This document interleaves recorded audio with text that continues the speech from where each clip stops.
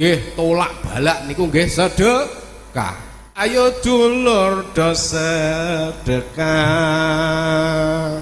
supayane rezekine tambah kanthi niat ikhlas mana muga-muga pikantuk barokah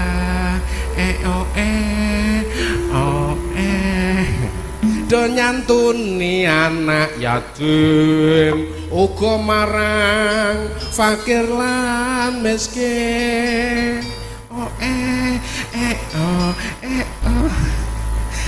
ya Allah aja nganti padha bakhil apa maneh malah jadi wong kang cedhil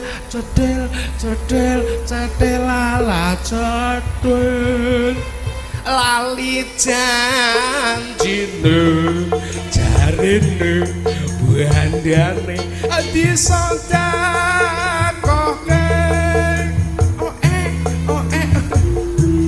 apa sira ra rumangsa ning akhirat bakal ditakokno bladu aja lali sedekah supayane mulya uripe